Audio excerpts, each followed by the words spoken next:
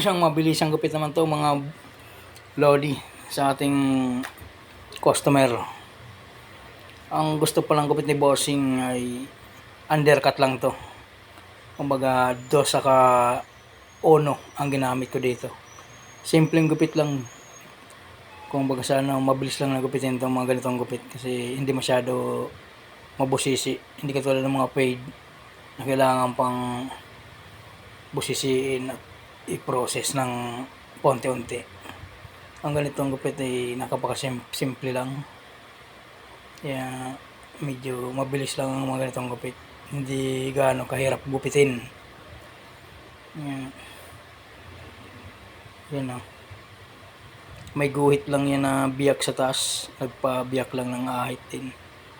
Para may lining daw. Simpleng gupit lang. Kasi yan ang gusto niyang gupit.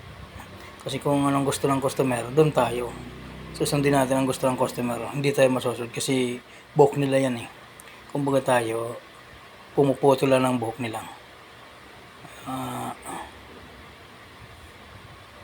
Yan o.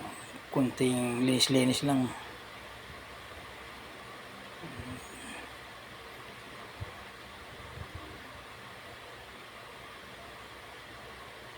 Yan. Kunting request pa sa taas yan na medyo bawasan daw konti yun. Yan. Binilog lang natin ng taas saka kunting linis-linis.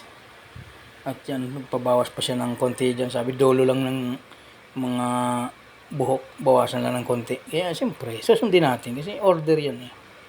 Ayun o. Pag anong order ng customer, susundin natin. Para bumalik sa atin magpagupit ulit. Yan ang buhay natin eh. Ayun o. Naka-simpleng gupit lang. Yan o. Brush up lang yan. Brush up. Brush up undercut. 1-2 lang. Siyempre, konting linis-linis. Yun. Pera na naman. Here we go.